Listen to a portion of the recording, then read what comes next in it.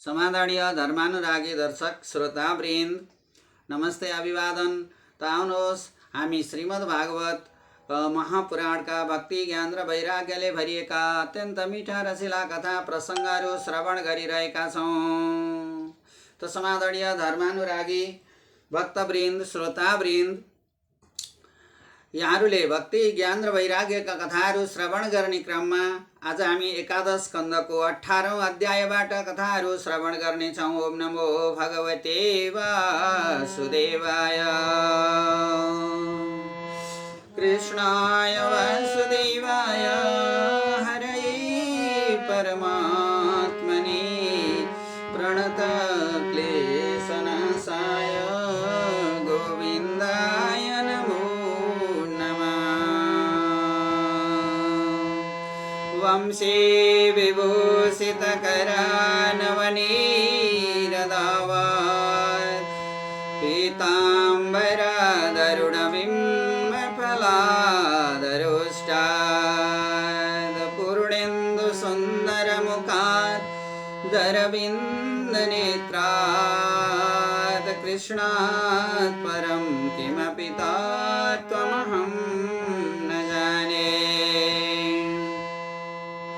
ओम नमो भगवते वासुदेवाय।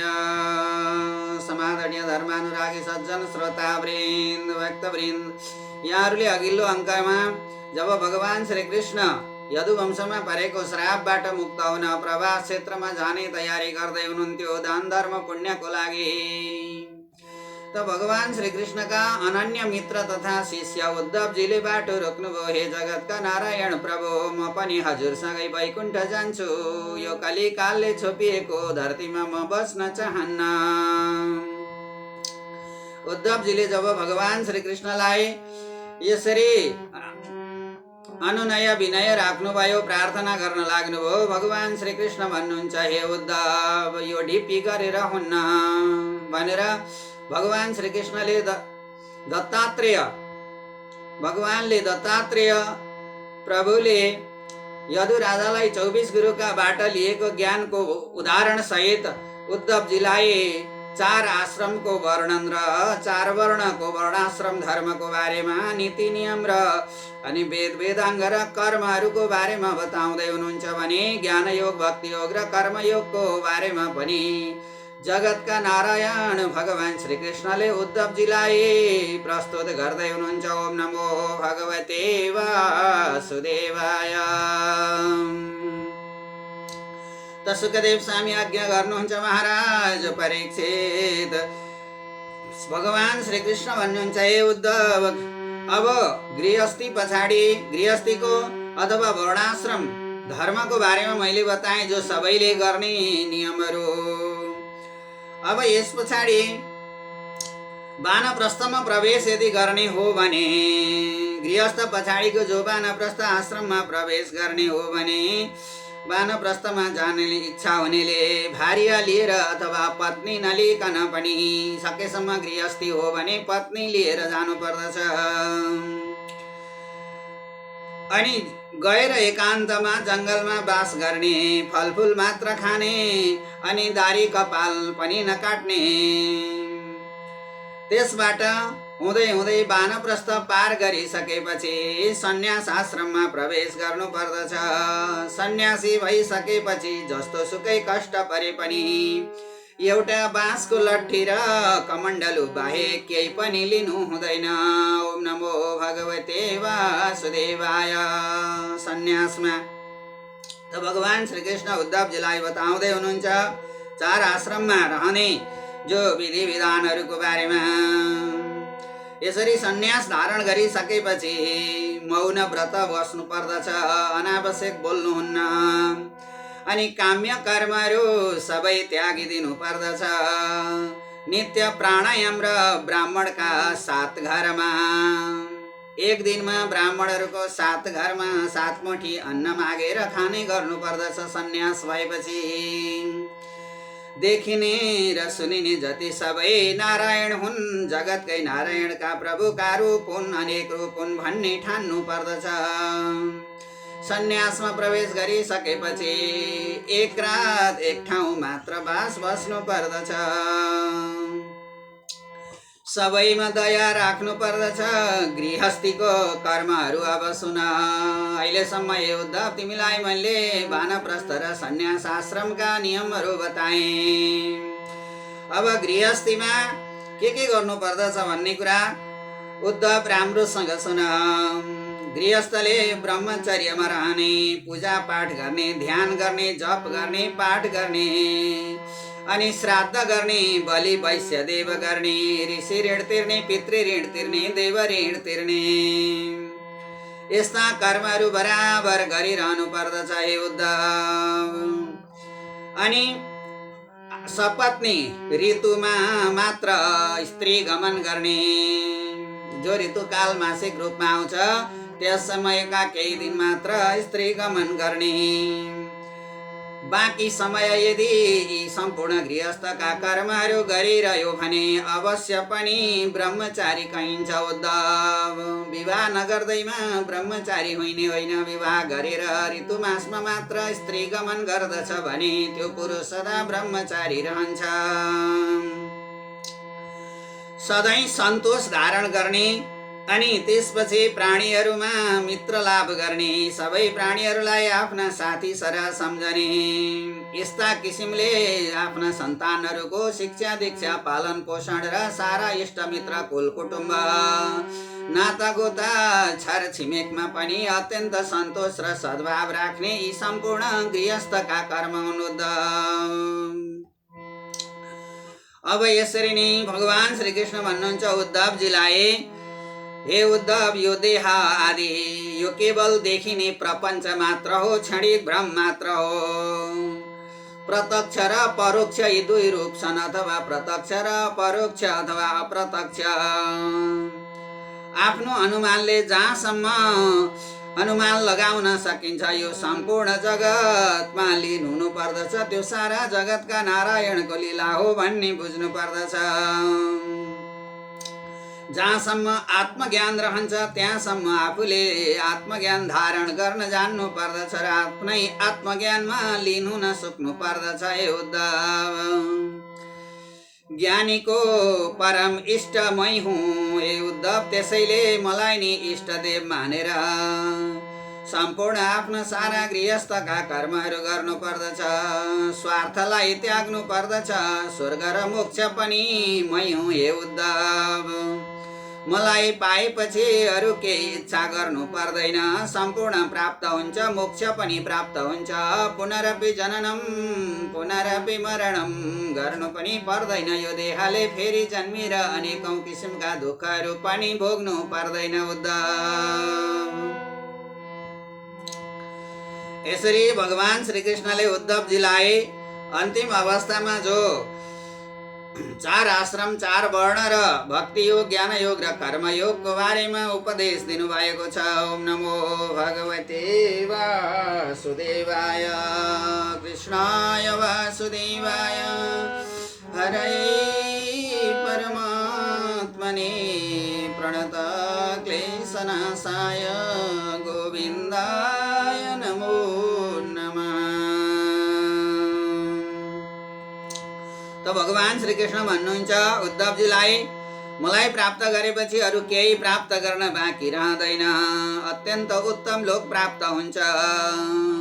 अब उद्धव तिमीलाई सुन, विशेष गरी म भक्ति योगको बारेमा म सुनाउँदछु। के हो त भक्ति योग? मेरो कथा कीर्तन गर्ने, पूजा गर्ने, स्तुति गर्नेहरूमा अनेक किसिमका आचरणहरू र आधारहरू रहेका छन्। कथा सुन्ने, कीर्तन गर्ने, पूजा गर्ने, स्तुति गर्ने, आराधना गर्ने, ती मध्ये तिमीलाई म अत्यन्त सहज उपाय बताउँछु। मेरो दण्डवत गर्दा सम्पूर्ण शरीरको सर्वाङ्गले गर्नु पर्दछ उद्धव। यसरी सर्वाङ्गले दण्डवत प्रणाम गरिसकेपछि सम्पूर्ण प्राणीमा उनै ईश्वर रहेका छन् भन्ने ठान्नु पर्दछ र सम्झनु पर्दछ। मेरा निमित्त जुन सुख भोग भएपछि आफ्ना सम्पूर्ण व्यक्तिगत सुख भोगहरू त्याग्नु पर्दछ। दान गर्नु पर्दछ, तपस्या गर्नु पर्दछ, पूजा गर्नु पर्दछ, अनि पाठ र हवन आदि अनेक प्रकारका कर्महरू जो धर्मले बताएका सारा कर्महरू छन् ती सारा कर्महरू पूर्ण गर्नु पर्दछ उद्धव।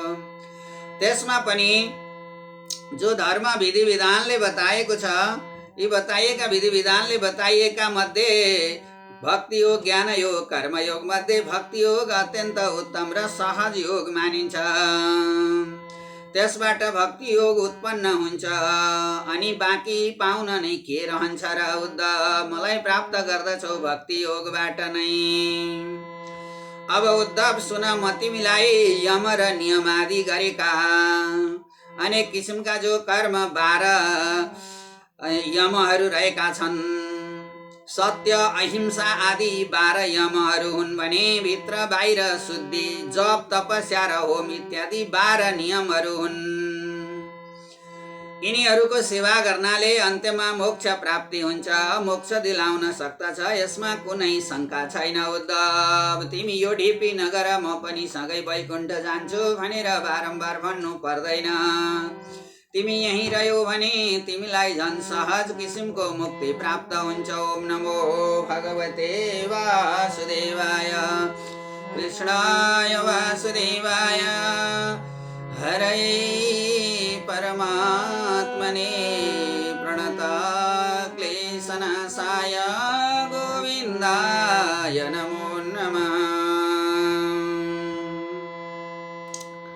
भगवान भन्नुहुन्छ उद्धवलाई, हे उद्धव, तिमीले बुझ्यौ, प्राणीहरूको कल्याणका निमित्त मैले तिमीलाई यी उपायहरू बताएँ। अब सुन, भक्ति योग, ज्ञान योग र कर्म योग मध्ये पनि कुन चाहिँ सहज हो? अब यी तीनवटा योगहरू प्रमुख रहेका छन्, भक्ति योग, ज्ञान योग र कर्म योग मध्ये। अब विशेष गरी कर्म योग पनि त्यति सुखदायक चाहिँ रहँदैन उद्धव, किनभने कर्म गरेको फल त पछि पुण्यको रूपमा प्राप्त हुन्छ, त्यो फल भोग्न पनि दुःखै गर्नुपर्ने हुन्छ। त्यसैले यो कर्म फल र कर्मलाई छाड्न अनि मन नगर्ने जो हुन् तिनका लागि ज्ञान योग नै सिद्धिदायक हुन्छ। ज्ञान योगको अभ्यास गर्नाले अन्त्यमा ज्ञान योगले सन्तुष्टि पनि दिन्छ, मोक्ष पनि दिलाउँछ। फेरि जन्म लिएर यो भमरीमा फस्नु पनि पर्दैन उद्धव। स्वर्ग, पुत्र र धनहरूको इच्छा गर्नेले कर्मदेखि अनि अलिकति नअघाएका अथवा कर्मदेखि पूर्ण नभएकाहरूले स्वर्ग, पुत्र र धनको इच्छा राख्दछन्। अब त्यसमा भने कर्मयोग नै सिद्धिदायक हुन्छ। जसले स्वर्गको इच्छा राख्छ, पुत्रको इच्छा राख्छ, धनको इच्छा राख्छ भने त्यस्तोको लागि कर्मयोग प्रमुख रहन्छ उद्धव।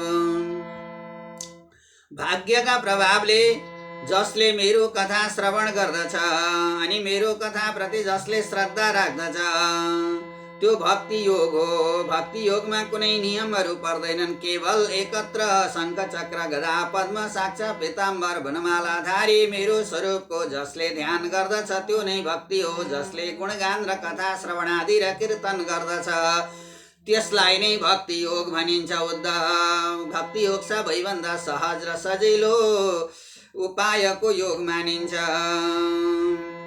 त्यसैले यसमा विचार पुर्याएर कहिलेकाहीँ प्रमादले मातिएर अथवा चाहिँ गर्दा गर्दै पनि पाप कर्महरू गर्न पुग्दछ, त्यसबाट पनि उसले छुटकारा पाउँदछ। जुन मार्ग आफूले लिएको छ त्यही मार्गलाई निरन्तरता दिनु उत्तम हुन्छ उद्धव। आफैले लिएको मार्ग अथवा अपनाएको बाटोद्वारा सम्पूर्ण पापहरू पखालिन्छन्, सम्पूर्ण पापहरू पनि नष्ट भएर जान्छन् उद्धव। अन्त्यमा सबै किसिमका सिद्धिहरू उसैलाई प्राप्त हुन्छन्। यी कुरा सारा निश्चय मनमा राखेर अनि कीर्तन गुणगानहरू गाउनु पर्दछ, कथाहरू श्रवण गर्नु पर्दछ अनि मेरो शङ्ख चक्र गदा पद्म चतुर्बाहु स्वरूपको ध्यान गर्नु नै अन्त्यमा अत्यन्तै सहज भक्तिको मार्ग र मुक्तिको मार्ग बताइन्छ उद्धव। त्यसैले हे उद्धव यी सम्पूर्ण जति पनि मैले बताएका सारा कर्महरू तिमी पुरा गर्दै गर्दै जाऊ। अवश्य पनि म सँगै जाँदाको वैकुण्ठ धाम भन्दा अत्यन्तै उत्तम वैकुण्ठ धाम तिमीलाई प्राप्त हुनेछ हे उद्धव। त्यसैले मेरो बाटो नरोक। यदुकुलमा श्राप परेको छ। अब हामी प्रभास क्षेत्रमा गएर दान धर्म पुण्य कर्म गरे सारा यदुकुलहरू श्रापबाट मुक्त हुने विधि र विधानहरू अपनाउन लागिरहेका छौँ उद्धव। ओम नमो भगवते वासुदेवाय। त्यसैले भक्तिपूर्वक मैले बताएका नियम अनुसार तिमी पालन गर्दै गर्दै आफ्नो जीवनलाई मुक्ति दिलाउन सक्दछौ उद्धव। भक्ति ज्ञान र क्रियायोगमा अधिकार नभएका विषयमा मात्र आसक्त भएकाहरू जो हुन्छन् तिनीहरूले मैले बताएको मार्ग पनि लिँदैनन् र पालन पनि गर्दैनन्। उनीहरूलाई त्यस्ताहरूका लागि जो विषय भोग इच्छा धनपुत्र कामादिमा आसक्त हुन्छ त्यस्ताका लागि यो मार्ग अत्यन्त कठिन पनि छ उद्धव। त्यसैले तिनीहरूको जन्म र मरण कहिल्यै पनि छुट्दैन। जन्म पनि लिइरहन्छ अनि मृत्युको रूप पनि धारण गर्दछ। पुनः जन्म लिइरहनु पर्ने हुन्छ उद्धव। त्यसैले पुनरपि जननम पुनरपि मरणम यस्ता किसिमका चक्रमा त्यस्तो व्यक्ति फसिरहन्छ उद्धव। तिमीले बुझ्नु पर्ने कुरा छ। अब त्यस्ताको उद्धारका निमित्त देशकाल र द्रव्यहरूको शुद्धाशुद्धि बताइन्छ सुन। ब्राह्मण तीर्थ र देवताहरू नभएको देश अशुद्ध मानिन्छ। ब्राह्मण आदि भएको शुद्ध संस्कार स्नान दान तपस्या र अवस्था अनि शक्तिहरूबाट शुद्ध भएपछि मन शुद्ध रहन्छ। ब्राह्मण आदिको संसर्ग अनि त्यसपछि दान धर्म पुण्य कर्महरू गर्नाले बिस्तारै मन शुद्ध हुँदै जान्छ। अब मेरो कर्ममा शुद्ध छ अथवा हुन्छ भन्ने विश्वास आत्मविश्वास राख्नु पर्दछ। गरेका कर्मको शुद्धि सम्पूर्ण राम्रा नराम्रा ज्ञात अज्ञात जति पनि कर्महरू कृष्णार्पणमस्तु गर्नु पर्दछ उद्धव। मैले जे जति शुद्धिका प्रकारहरू बताएँ सुन। जल मृत्तिका अथवा पानी माटो यी शुद्धिका प्रकारहरू हुन्। दुर्गन्ध नजलाउन्जेलसम्म सफा गर्नाले दुर्गन्ध भएको शुद्ध हुन्छ। जलाइसकेपछि भने सक्यो उद्धव। जुन वस्तु दुर्गन्धित छ पवित्र छ त्यसलाई पानीले नपखालुन्जेल र अग्निले नजलाउन्जेलसम्म त त्यो अशुद्ध रहन्छ। त्यसलाई शुद्धिकरण गर्न सक्नु पर्दछ। त्यसैले अग्निमा प्रवेश गरिसकिएपछि उसको समाप्ति र मोक्षको रूप पनि धारण गर्दछ। यसरी नै अब पानीले शुद्धि हुन्छ माटोले शुद्धि हुन्छ अनि खरानीले काँस शुद्ध हुन्छ। अमिलोले माझ्यो भने अशुद्ध मैलो भएको तामा शुद्ध हुन्छ। हेर उद्धव कुन वस्तुलाई केले पवित्र बनाउन सक्दछ। अब हामी मानिसलाई पानी र माटोले शुद्ध बनाउन सकिन्छ किनकि पांचभौतिक शरीरद्वारा निर्माण पांचभौतिक तत्त्वद्वारा निर्माण भएको यो शरीर हो। पृथ्वी जल तेज वायु आकाश। त्यसैले उद्धव मृत्तिका भनेको माटो र पानी जलद्वारा शरीरलाई शुद्धि गर्न सकिन्छ। खरानीले काँसलाई शुद्धि गर्न सकिन्छ। अमिलोले तामालाई शुद्धि गर्न सकिन्छ उद्धव। यस्ता किसिमका अनेक प्रकार र विधिहरू मैले जुन मुख्य मुख्य सार संक्षेपको रूपमा उद्धव तिमीलाई बताएँ यिनै नियम र गुणहरू पालन गरेर अन्त्यमा वैकुण्ठ गति प्राप्त हुन्छ। ओम नमो भगवते वासुदेवाय। समादरणीय धर्मानुरागी सज्जन श्रोताबिन, यहाँ भगवान श्री कृष्णले उद्धवजीलाई अनेक 4 वर्णाश्रमको धर्म अनि 4 आश्रमको वर्णन र भक्ति योग ज्ञान योग र कर्म योगको बारेमा विधि विधानहरू बताउनु भएको कथा प्रसङ्गहरू यहाँहरूले श्रवण गर्नुभयो। ओम नमो भगवते वासुदेवाय। कृष्णाय वासुदेवाय हरये परमात्मने प्रणतः